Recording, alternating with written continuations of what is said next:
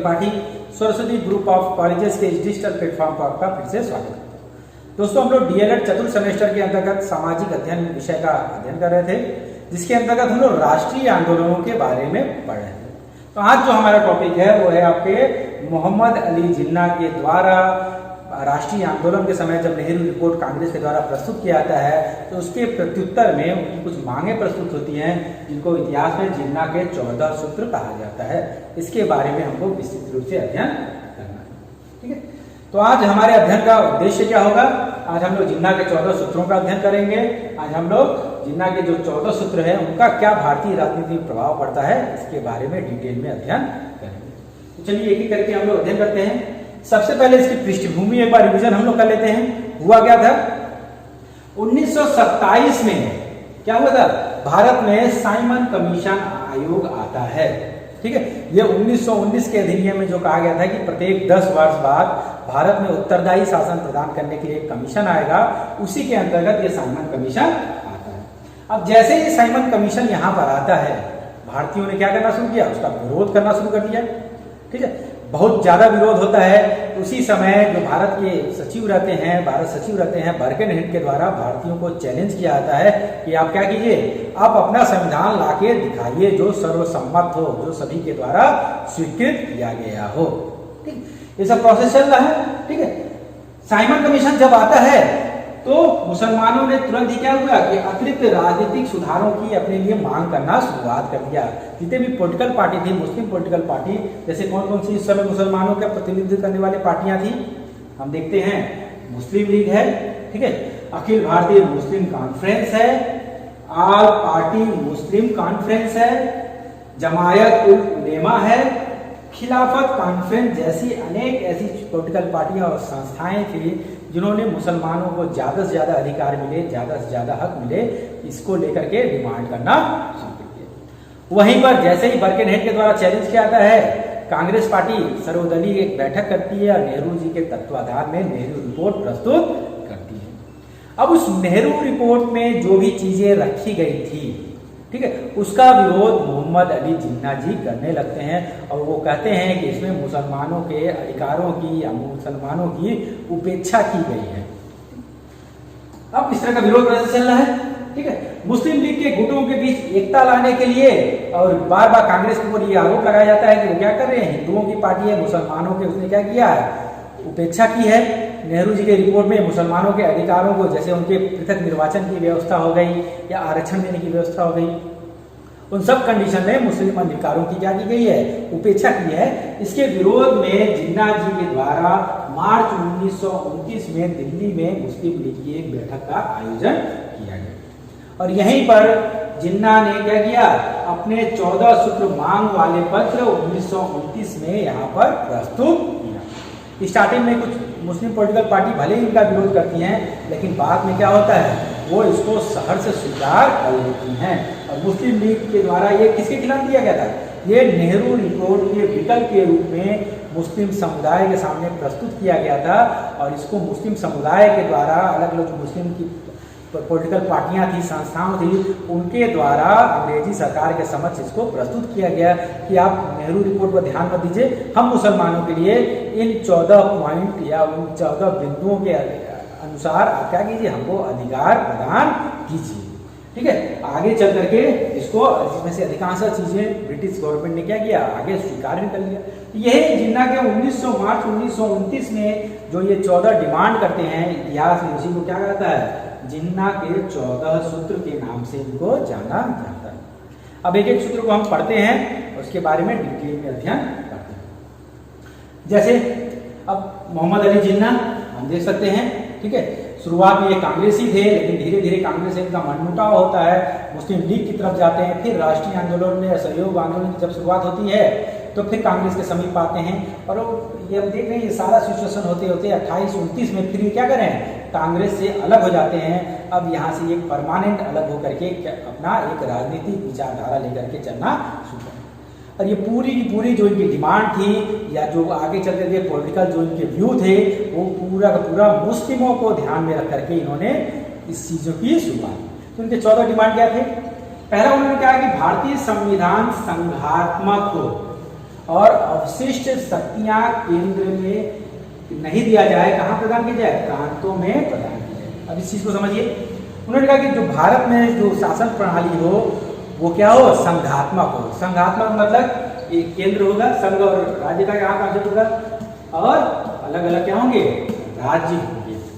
राज्यों को भी कुछ अधिकार होंगे, केंद्र के भी पास अधिकार होंगे, लेकिन जो अवशिष्ट शक्तियां हैं, कभी भी विवाद होने पर जो ताकतवर शक्तियां हैं, जो जिसकी शक्ति स्ट्रांग होगी, मतलब अवशिष्ट शक्तियां किसके पास हो, वो केंद्र के पास ना हो, वो किसके हो, राज्यों के पास हो। रीजन क्या था, मोहम्मद अली जिन्ना को लगने लगा कि जो भारत में है वहां पर बहुसंख्यक जनता क्या है, हिंदू है, और जो मुस्लिम जनसंख्या है वो क्या है, अल्पसंख्यक है। तो अगर चुनाव होता है भविष्य में, सरकारें बनती हैं, मुस्लिम समर्थक राजनीतिक पार्टियां अगर जीतती हैं तो कहाँ जीतेंगी, वो उन प्रांतों में जीतेंगी जहां पर मुस्लिम बाहुल्य होंगे, और जहां पर हिंदू बाहुल्य है वहां पर हिंदू धर्म से संबंधित जो उनका प्रतिनिधित्व करती है, जैसे वो कांग्रेस पर आरोप लगाते थे, वो पार्टी जीत सकती है। तो जब पूरे भारत से चुनाव होगा, केंद्र के लिए चुनाव होगा, तो उसमें पूरे भारत के लोग मिलकर के चुनाव लड़ेंगे और पूरे भारत के लोग वोटिंग करेंगे। जनसंख्या किसकी ज्यादा है, हिंदुओं की जनसंख्या ज्यादा है, मुस्लिमों अल्पसंख्यक हैं, तो जाहिर सी बात है केंद्र में ज्यादा कौन पहुंचेंगे, मुस्लिम प्रतिनिधि कम पहुंचेंगे।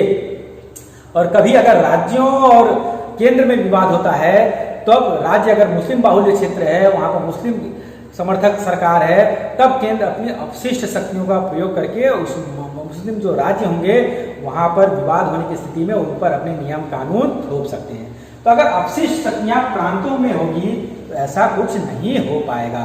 अब प्रांत क्या होंगे, मजबूत होंगे। जो मुस्लिम समर्थक प्रांत होंगे, जैसे वो कहते थे पंजाब मुस्लिम समर्थक है, ठीक है, आगे चलते वो देखते हैं हम बलूचिस्तान और लाहौर और बाकी सब बात डिमांड करते हैं, ठीक है। तो कहेंगे अगर वो सब प्रांत मजबूत रहेंगे तो वो केंद्र के दबाव में नहीं आएंगे।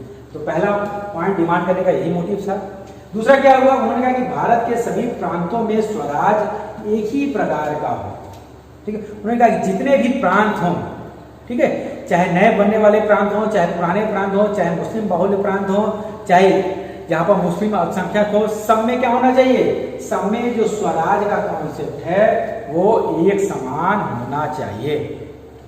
जैसे हम देखते हैं कि जब नेहरू रिपोर्ट प्रस्तुत हुआ था तो क्या कहा गया था, कहा गया था कि कुछ ऐसे स्टेट बने, जैसे क्या किया, सिंध को बॉम्बे से अलग किया जाए, ठीक है, और जो आपका नॉर्थ ईस्ट आपका प्रोविडेंसी होगा या उत्तर पश्चिम जो सीमा प्रदेश होगा, वहां पर क्या होगा, जब हमारे यहाँ डोमिनेंस की स्थापना हो जाए तब उसको अधिकार दिया। तो उन्होंने कहा कि नहीं, ऐसा कुछ नहीं होना चाहिए, सभी प्रांतों में एक ही नियम लागू होना चाहिए और सब में एक प्रकार के स्वराज होना चाहिए। ये दूसरा पॉइंट है। तीसरा उन्होंने क्या कहा कि समस्त प्रांतों के विधान मंडलों में, ठीक है, अल्पसंख्यकों को पर्याप्त प्रतिनिधित्व दिया जाना चाहिए, ठीक है। वो कोई भी प्रांत हो, चाहे मुस्लिम बाहुल प्रांत हो, चाहे हिंदू बाहुल प्रांत हो, सब जगह के विधान जो परिषद हैं वहां के प्रांतों में, और वहां पर क्या हो, अल्पसंख्यकों को क्या होना चाहिए, पर्याप्त प्रतिनिधित्व देने चाहिए, उनके लिए कुछ सीटें रिजर्व रखनी चाहिए।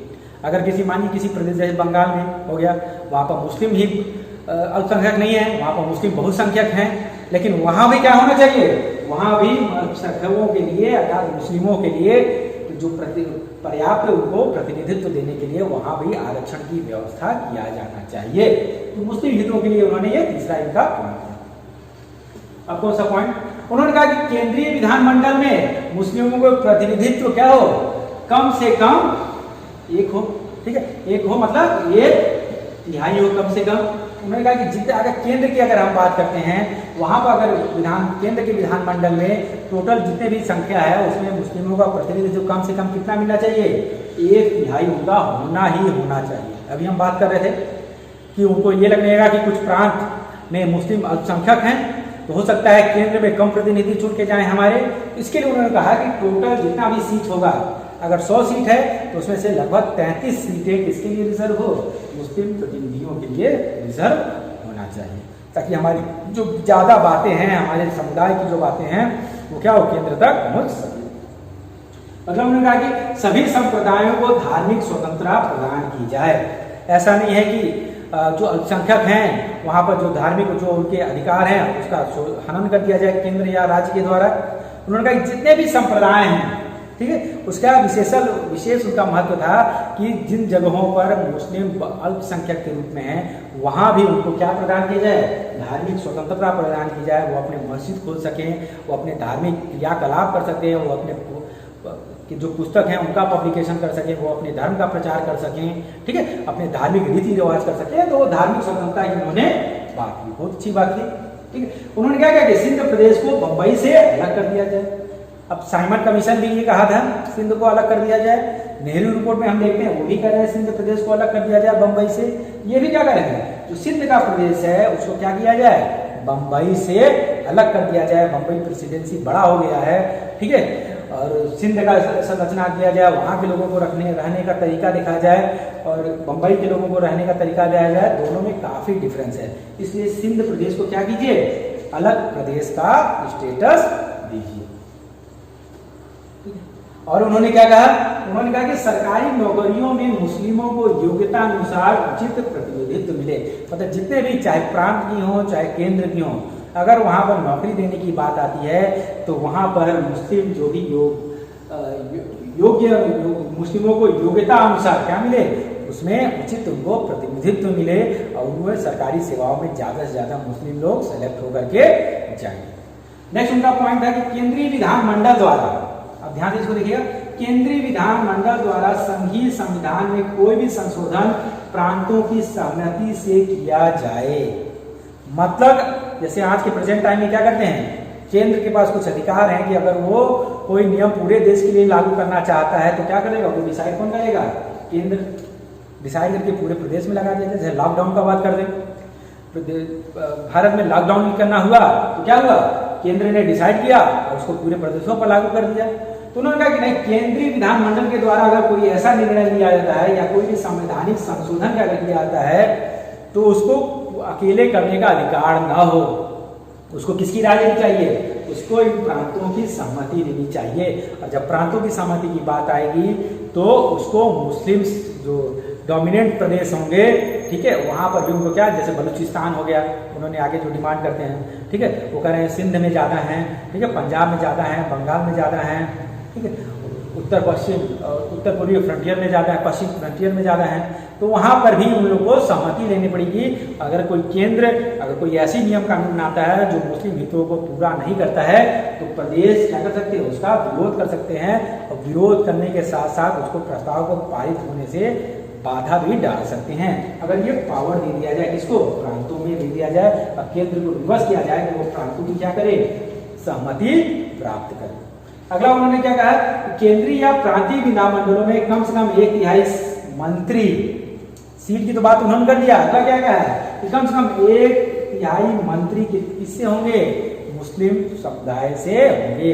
मतलब टोटल जितने भी मंत्री बनते हैं, ठीक है, जितने भी सरकार, यहाँ सरकार की बात हो रही है, जितने भी सरकार में मंत्री बनेंगे उस टोटल मंत्रियों में लगभग 1/3 मंत्री किस समुदाय से होंगे, मुस्लिम समुदाय से होंगे, ताकि मुस्लिमों की डिमांड को, मुस्लिमों की मांगों को उचित प्रतिनिधित्व मिल सके। इसके और क्या कहना था उन्होंने कहा कि संविधान के अंतर्गत अल्पसंख्यकों की शिक्षा, संस्कृति, भाषा की रक्षा की जाए।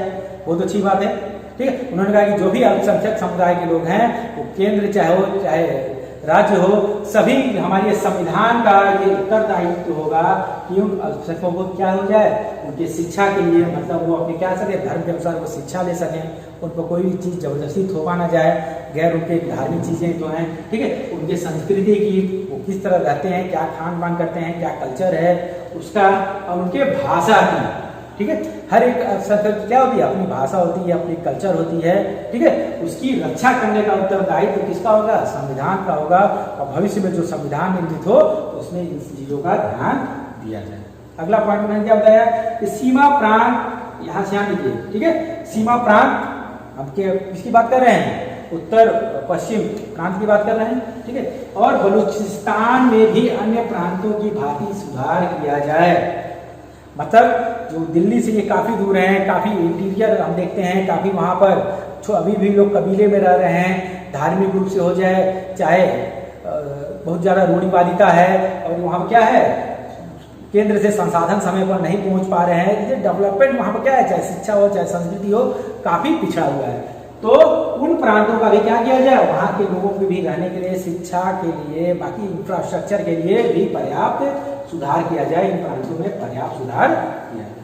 अगर उन्होंने क्या किया कि पंजाब, बंगाल और पश्चिमोत्तर सीमा प्रांतों में कोई भी ऐसा पुनर्गठन न हो जिससे मुस्लिम बाहुल्य समाप्त हो जाए। ठीक है, उन्होंने कहा कि पंजाब मुस्लिम बाहुल्य क्षेत्र था, बंगाल, पश्चिमोत्तर, मतलब ऐसा उसमें सीमा का पुनर्गठन ऐसा ना किया जाए कि मानिए पंजाब है और उसमें क्या किया जाए, उत्तर संयुक्त प्रांत के कुछ ऐसे प्रदेशों को न जोड़ दिया जाए कि ओवरऑल पंजाब में अगर देखा जाए तो जो मुस्लिम समुदाय इस समय बहुसंख्यक है वो अल्पसंख्यक हो जाए, चाहे बंगाल में हो चाहे पश्चिमोत्तर सीमा में हो। तो अगर प्रांतों का अगर पुनर्गठन हो, ऐसा न किया जाए जिससे क्या हो, मुस्लिम बाहुल्य, जो उन प्रांतों में मुस्लिम बाहुल्य संख्या में हो वो कहीं अल्पसंख्यक न हो जाए। तो उन्होंने इसकी डिमांड किया। ठीक है, और क्या किया, प्रांतों में सीमा परिवर्तन में मुस्लिम बाहुल्य प्रांतों का उनका बहुमत समाप्त न किया जाए, जो भी हमने पढ़ा है। ठीक है, और किसी भी विधानसभा में ऐसा कोई भी प्रस्ताव पेश न किया जाए जिसका कि किसी भी संप्रदाय के 3/4 सदस्य विरोध करें। मतलब कहीं भी अगर कोई भी प्रस्ताव पारित होता है, ठीक है, किसी भी सदन में प्रस्ताव पारित होता है और वहां पर क्या हो, क्योंकि उस समय क्या था, आपका पृथक निर्वाचन सिस्टम था, तो हर संप्रदाय से लोग, कुछ लोग चुन के जाते थे। उन्होंने कहा कि किसी भी राज्य की विधानसभा में कोई भी ऐसा प्रस्ताव न पेश किया जाए जिसका विरोध किसी भी संप्रदाय के, क्योंकि इस समय क्या था, पृथक निर्वाचन प्रणाली लागू था, हर संप्रदाय लोग अपने प्रतिनिधि भेजते थे, जिसमें किसी भी संप्रदाय के 3/4 मतलब बहुमत के ज्यादा लोग अगर उस चीज का विरोध करते हैं, चाहे वो कोई भी संप्रदाय हो, तो प्रस्ताव उस विधानसभा या विधान परिषद में पारित न किया जाए। तो इस प्रकार जिन्ना के पूरे सिद्धांत थे, 14 ये जो सिद्धांत थे, ये किसका प्रतिनिधित्व करते हैं, मुस्लिम समुदाय के आरक्षण को लेकर के, उनके ज्यादा से ज्यादा वो केंद्र में पहुंचे, राज्यों में पहुंचे, सरकार में पहुंचे, ठीक है, उनका विकास हो, इस चीज को लेकर के जिन्ना के 14 सूत्र डिमांड थे। ठीक है, और उन्होंने क्या कहा, बार बार कांग्रेस से कहा कि आप उनको एक्सेप्ट कीजिए। अब इसका विरोध होना लाजमी था। ठीक है, अब कई ऐसी पार्टियां थे, उन्होंने कहा कि केंद्र में 3/4 अगर 1/3 इनको दे देंगे तो बाकी जो संप्रदाय थे वो क्या करेंगे। जैसे इन मांगों का किसने विरोध किया, हिंदुओं ने विरोध किया, हिंदू बेस्ड जो पॉलिटिकल पार्टी थी। ठीक है, सिखों ने बेस्ड जो पार्टी थी उन्होंने विरोध करना शुरू किया। ठीक है, साइमन कमीशन ने भी क्या किया, इन मांगों को खारिज कर दिया। उन्होंने साइमन कमीशन ने कहा कि अगर इस तरह की इनके मांगों को, डिमांड को अगर हम लोग एक्सेप्ट कर लेंगे तो भारत में बड़े अमाउंट में सांप्रदायिकता की क्या हो जाएगी, शुरुआत हो जाएगी। और जो हम उत्तरदायी शासन की बात कर रहे हैं वो उत्तरदायी शासन यहाँ पर जल्दी से मिल नहीं पाएगा। लेकिन धीरे धीरे आगे चलकर देखते हैं ब्रिटिश सरकार ने क्या किया, मुसलमानों को संतुष्ट करने के लिए तो यहाँ पर फूट डालो, राजनीति करो की नीति को अपना करके धीरे धीरे इनकी जो मांगे थी वो क्या हो गई, इनको एक्सेप्ट कर लिया। और यहीं से सांप्रदायिकता की शुरुआत होती है। अपनी मांगे प्रस्तुत करके मोहम्मद अली जिन्ना लंदन में चले जाते हैं। उसी समय गोल मेज सम्मेलन शुरुआत हो जाता है। 6 महीना वो वहीं रह जाते हैं और यहाँ पर भारत में क्या होता है, कांग्रेस उसका विरोध करती है, बड़े अमाउंट में विरोध करती है। अब गांधी जी की फिर से एंट्री होती है और गांधी जी क्या करते हैं, एक नया आंदोलन यहाँ पर भारतीयों के लिए लेके आते हैं और यहाँ पर ये पूर्ण स्वराज की बात करते हैं। ठीक है, तो ये तो आप जिन्ना के 14 सूत्री मांग, कुछ प्रमुख क्वेश्चन आंसर हैं उनको देख लीजिए। जैसे जिन्ना ने 14 सूत्र क्यों प्रस्तुत किया, कमेंट बॉक्स में इसका आंसर दीजिएगा आप लोग। जिन्ना ने अपने सूत्र कब प्रस्तुत किए थे, ये 14 सूत्र कब प्रस्तुत किया था उन्होंने, जिन्ना ने किन प्रांतों के गठन पर ज्यादा जोर दिया। इसी के साथ आज का ये क्लास समाप्त करते हैं। अगले क्लास में हम फिर मिलते हैं। ओके, धन्यवाद।